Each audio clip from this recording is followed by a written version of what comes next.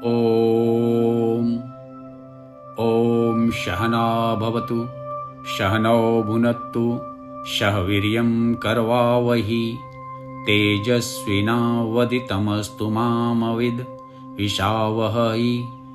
ॐ शांति शांति शांति। आज हम अध्याय 6 ध्यान योग में श्लोक नंबर 33 से चालू करेंगे। अभी तक हमने 2 सत्र कर लिया अध्याय 6 में। जैसा कि पहले बताया गया, इसमें 4 सत्र हैं। पहला सत्र जहाँ पे भगवान जी ने बताया कि आप अपना उद्धार स्वयं कर सकते हो। दूसरा सत्र जिसमें भगवान जी ने बोला कि ध्यान योग का प्रीरिक्विजिट क्या है। तीसरा सत्र जो कि अभी हमने खत्म किया, ध्यान योग से हम आत्म साक्षात्कार की स्थिति को कैसे प्राप्त कर सकते हैं। और अभी ये चौथा सत्र, 5 सत्र हैं और ये चौथा सत्र जिस पे हम अभी बात करेंगे, जिसमें कि 4 श्लोक है, 33, 34, 35 और 36। और इसमें अर्जुन का प्रश्न और भगवान जी का उत्तर है। और फिर 37 से लेकर के आगे अंतिम सत्र है जिसमें कि पुनर्जन्म पर भगवान जी ने चर्चा की है। तो आए अब हम अर्जुन के प्रश्न पे चलते हैं। और अर्जुन ने जब ये पूरी बातें सुनी जो भगवान जी ने बताया अभी तक, उसके बाद अर्जुन का एक स्वाभाविक प्रश्न भगवान श्री कृष्ण को, और वो प्रश्न आज हमारे और आपके लिए इतना सटीक है कि हालांकि ये प्रश्न 5000 साल पहले पूछा गया, लेकिन आज हमारे और आपके लिए ये प्रश्न ऐसा लगता है जैसे कि हम सभी जीव के लिए इस कली काल में ये प्रश्न बिल्कुल सटीक बैठता है। तो प्रश्न क्या था अर्जुन का? तो 33 नंबर और 34 नंबर में अर्जुन ने भगवान जी को प्रश्न पूछा। और प्रश्न ये है कि अर्जुन उवाच, 33 नंबर श्लोक, यो अयम योगत्या प्रोक्त साम्येन मधुसूदनः एतस्य अहम न पश्यामि चंचलताम स्थितम स्थिराम। हे भगवान श्री कृष्ण, हे मधुसूदन, यह समभाव रूपी योग जो आपने कहा, अभी तक जो भी योग के बारे में आपने बताया, वो मेरे लिए बिल्कुल पॉसिबल नहीं है। चंचल मेरा मन है। चंचल होने के कारण मैं इस स्थिति को अपने में नहीं देख पा रहा हूं। और इसी प्रश्न को और थोड़ा सा मजबूत करने के लिए अर्जुन ने जो ये 34 नंबर का श्लोक बोला, ये बहुत इंपॉर्टेंट वर्ष है। श्रीमद् भगवद गीता के 701 श्लोक में से एक श्लोक है जो कि बहुत इंपॉर्टेंट है। और अर्जुन बोलता है, चंचलम ही मनः कृष्ण प्रमाति बलभद्रदम तस्य अहम निग्रहम मन्ये वायु इव सुदुष्करम। हे अर्जुन, हे कृष्ण, मन चंचल है, उपद्रवी है, दृढ़ है, बलवान है, इसलिए इसको बस में करना ठीक वैसा ही मुश्किल है जैसे वायु को बस में करना मुश्किल है। अभी यहाँ भगवान जी को अर्जुन एक ऐसा प्रश्न पूछ रहा है जो कि बिल्कुल लॉजिकल है। बात मन की हो रही है। और ये श्रीमद् भगवद गीता अगर आप देखेंगे तो पूरा श्रीमद् भगवद गीता में सिर्फ 2 चीजों पे चर्चा होती है, मन और बुद्धि पे। मन और बुद्धि। मन कौरव का प्रतीक है, बुद्धि पांडव का प्रतीक है। ये महाभारत हमारे भीतर चल रहा है, सुबह से शाम, शाम से सुबह। मन बोलता है सुबह हुई मत उठो, बुद्धि बोलता है सुबह हुई उठ जाओ। मन बोलता है मदिरा पान करो, बुद्धि बोलता है मदिरा पान मत करो। मन बोलता है आज का काम कल करो, बुद्धि बोलता है कल का काम आज करो। मन और बुद्धि के बीच का जो ये युद्ध है, यही महाभारत का युद्ध है जो हमारे और आपके भीतर चलते रहता है। तो यहाँ पे अर्जुन का जो प्रश्न है, चंचलम ही मना कृष्ण प्रमाति बलभद्रदम तस्य अहम निग्रहम मन्ये वायु इव सुदुष्करम। मन जो है बहुत ही चंचल है, मन बहुत ही चंचल है, मन बहुत ही दृढ़ है, बलवान है, प्रमादी है, उपद्रवी है।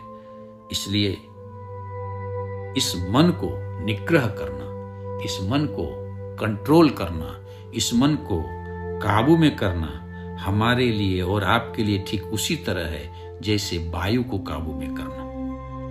अभी वायु जो है आप देखेंगे तो ओमनीप्रेजेंट है, सब जगह है। तो ठीक उसी तरह से मन भी जो है ना, वो कमोबेश सभी जगह चला जाता है, कहीं भी घुस जाएगा। चंचल जैसे वायु एक जगह टिकता नहीं, उसी तरह से मन भी एक जगह टिकता नहीं। मन वो बंदर की भांति है जो या तो एक विषय से दूसरे विषय पे चला जाएगा, जैसे बंदर एक टहनी से दूसरे टहनी पे चला जाता है, अथवा वो एक ही टहनी पे गुलाटी मारते रहेगा। और मन भी जो है एक ही विषय पे बार बार सोचते रहेगा।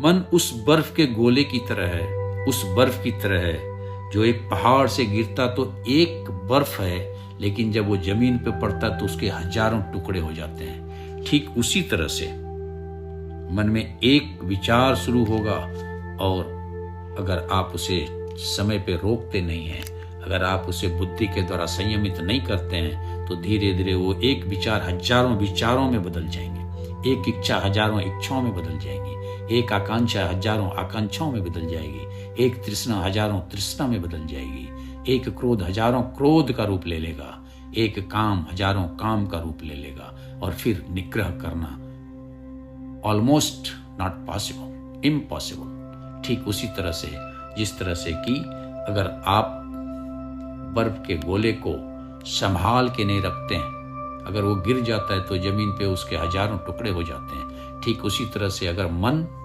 आपके काबू में नहीं है, अगर वो चलता रहा तो हजारों कामनाएं उत्पन्न हो जाएगी। वो रावण है, 10 मुखी रावण है, 10 इंद्रिय वाला राक्षस है, उपद्रवी है। अगर मन अपने पर आ जाए ना तो घर बाहर भीतर सब जगह कोहराम मचा देगा। एक टेररिस्ट पूरे कोहराम मचा देता है देश में, दुनिया में। बलवान है, इतना बलवान है कि हजारों हजार सेना के ऊपर एक मन भारी पड़ जाता है। जिद्दी है, अगर मन अड़ जाए तो दुनिया के सभी तर्क वितर्क फेल हो जाते हैं। तो ये जो मन है ना, ये सारे खुराफात का जड़ है। और कठोपनिषद में इसी बात को, इसी श्लोक के ऊपर में कठोपनिषद में 1:3-3-4 में कहा गया है, आत्मानाम रथिनम विद्धि शरीरम रतम एव च, बुद्धिम तु सारथिम विद्धि मनः प्रग्रहम एव च, इंद्रियाणि हयानि आहु विषयान तेषु गोचरान, आत्म इंद्रिय मनोयुक्तम भोक्ते इति आहु मनीषिणः। मनीषी पंडितों ने कहा है कि प्रत्येक व्यक्ति इस भौतिक शरीर, जो हमारा पंचभूत का शरीर है, ये हमारा रथ है, और इस रथ पे प्रत्येक व्यक्ति आरूढ़ है, सवार है। बुद्धि इस रथ का सारथी है, बुद्धि तु सारथिम विद्धि मनः प्रग्रहम एव च, और मन क्या है, लगाम है। इंद्रियानि हयानि आउ, हयानि मतलब घोड़ा। इंद्रिय जो है 5 इंद्रिय, 5 घोड़ा है। विषयान तेषु गोचरान, और ये जो इंद्रिय विषय भोग की वस्तु है, ये उस घोड़े के लिए चारा है। आत्म इंद्रिय मनोयुक्तः, इस प्रकार मन और इंद्रिय की संगति से जो भी उत्पन्न होता है दुख या सुख, वो आत्मा भोगता है। यानी कि प्रत्येक व्यक्ति इस भौतिक शरीर रूपी रथ पर आरूढ़ है, यानी कि हमारा शरीर रथ है, बुद्धि इसका सारथी है, मन इसका लगाम है, और इंद्रिय इसका घोड़े है। विषय वस्तु, भोग विलास की वस्तु जो है वो चारा है, घास है। घोड़ा किधर जाएगा, किधर भागेगा, जिधर हरी हरी घास दिखेगी। इंद्रिय किधर भागेगा, जिधर भोग विलास की वस्तु दिखेगी। 5 इंद्रिय, आंख, कान, नाक, जिह्वा, और त्वचा, ये पांचों किधर भागेगा? शब्द, स्पर्श, रूप, रस, गंध। एक स्पर्श के लिए जाएगा त्वचा, एक स्वाद के लिए जाएगा जीवा, एक गंध के लिए जाएगा नाक, एक दृश्य के लिए जाएगा आंख और एक शब्द के लिए जाएगा कान। ये पांचों इंद्रियां भागती किधर है? ये पांचों घोड़े किधर भागते हैं? इस विषय भोग विलास वस्तु के पीछे भागते हैं। और इसका लगाम किसके पास है? मन के पास है। मन प्रग्रहम एव च, प्रग्रहम मतलब होता है लगाम। मन जो है लगाम की तरह काम करता है। तो जिस तरह से इंद्रिय और विषय में रिएक्शन होगा, इंद्रिय और विषय मिलकर के जो सुख या दुख उत्पन्न करेगा वो आत्मा भोगेगा, आत्मा उसका भोक्ता बनेगा। तो इस बात को अगर समझना है तो और गंभीरता से समझें तो अध्याय 2 श्लोक नंबर 62 और 63, ध्यायते विषयान पुंस संगतेषु उपजायते, संगात संजायते काम, कामात क्रोध विजायते, क्रोधात भवति सम्मोह, सम्मोहात स्मृति विभ्रम, स्मृति भंसात बुद्धिनाशा, बुद्धिनाशात प्रणश्यति। जिस ध्यायते विषयान पुंस, पुंस मतलब आदमी, ध्यायते मतलब ध्यान लगाता है, विषयान मतलब विषय वस्तु भोग विलास की वस्तु से। ध्यायते विषयान पुंस संगतेषु उपजायते, उससे आसक्ति उत्पन्न होती है। संगात संजायते काम, और आसक्ति से काम की उत्पत्ति होती है। कामात क्रोध विजायते, और काम से क्रोध की उत्पत्ति होती है। क्रोधात भवति सम्मोह, क्रोध से सम्मोह की उत्पत्ति होती है। सम्मोहात स्मृति विभ्रम, और सम्मोहन से स्मृति दिग्भ्रमित हो जाती है। स्मृति भंसात बुद्धिनाश, और स्मृति के दिग्भ्रमित हो जाने से बुद्धि का नाश हो जाता है। बुद्धि नाशात प्रणश्यति, और बुद्धि का नाश होने से हमारा नाश हो जाता है। तो ये क्रोनोलॉजी है, और मन जो है इसमें सबसे बड़ा रोल प्ले करता है। अभी इस प्रश्न का जवाब भगवान जी चाहे तो उसे डांट के भी दे सकते थे या तर्क देकर भी दे सकते थे, लेकिन भगवान जी ने बहुत ही स्मार्ट चाल चला। और भगवान जी बोलते हैं, श्री भगवान वाच 35 में, असंशयम महाबाहो मनोदुग्रहम चलम, अभ्यासेन तू कौन्ते वैराग्येन च गृह्यते। हे अर्जुन, तुम ठीक बोलते हो। जैसे बोला तुम ठीक बोलते हो, अर्जुन का सारा आर्गुमेंट धरा का धरा रह गया। निसंदेह मन चंचल है और कठिनता से बस में आने वाला है, किंतु हे महाबाहो, अभ्यास तथा वैराग्य से उसे बस में किया जा सकता है। अभी भगवान जी ने एक ही शब्द में उसका पूरा का पूरा क्वेश्चन का जवाब दे दिया और बोला तुम ठीक बोल रहे हो। मन जो है चंचल है, हठी है, बलवान है, उपद्रवी है, उसे बस में करना बहुत कठिन बात है। लेकिन अभ्यास और वैराग्य, ये दो ऐसा शस्त्र है जिसके द्वारा तुम मन को कंट्रोल कर सकते हो। अभी अभ्यास और वैराग्य जो है हमारे अध्यात्म के दो चक्के हैं, दो पहिए हैं। जितना अभ्यास हम करेंगे उतना वैराग्य आएगा। और अभ्यास का अर्थ होता है कर्म, अभ्यास का अर्थ होता है भक्ति, अभ्यास का अर्थ होता है ज्ञान का सही समावेश। आप जब किसी कर्म को एक दिशा देते हो, एक लक्ष्य निर्धारित करते हो और फुल जिल एंड जिस्ट के साथ, अवेकन माइंड के साथ, बुद्धि के साथ उसे करते हो, तो फिर वो अभ्यास धीरे धीरे धीरे धीरे धीरे धीरे क्या होगा, वैराग्य में बदल जाएगा। यानी कि हायर गोल लोअर गोल को डिजॉल्व कर देगा। जैसे जैसे आप हायर गोल को प्राप्त करते जाओगे, आपके नीचे के सारे छोटे मोटे गोल जो हैं ऑटोमेटिक पूर्ण होते चले जाएंगे। जैसे एक सुई के अंदर जब आप धागा घुसा सकते हो तो आप बड़े बड़े छेद में आराम से धागा घुसा सकते हो। ठीक उसी तरह से जब आप श्रेष्ठतम स्थिति को प्राप्त कर सकते हो तो नीचे की स्थिति स्वतः आपको प्राप्त होती जाएगी। और अभ्यास यानी कि कर्म की सर्वोच्चता आपके नीचे के सारे कर्म से वैराग्य आपको दिला देगा। और 36 नंबर में भगवान जी बोलते हैं कि असस्य आत्मना योगो दुष्प्राप इति मे मति वशम आत्मना तु यतता शक अवाप्तुम उपायत। हे अर्जुन, असंयमी व्यक्ति को योग कठिनता से मिलता है, परंतु बस में चित्त वाले व्यक्ति का उपाय द्वारा इसे पाना संभव है, ऐसा मेरा मत है। भगवान जी मत दे रहे हैं, भगवान जी बताने दें। भगवान जी बोलते हैं ऐसा मेरा मत है कि जो संयमी व्यक्ति है, जिसका चित्त शांत है, जिसका चित्त पतला है, वो भगवान के करीब है। जो संयमी है वो भगवान के करीब है, वो आत्म साक्षात्कार की स्थिति को पाने में सक्षम है। लेकिन जो असंयमी व्यक्ति है उसके लिए ये थोड़ा सा टेढ़ी खीर है। यानी कि अनाड़ी के लिए मन को काबू करना कठिन है, किंतु खिलाड़ी के लिए ये आसान है। इसके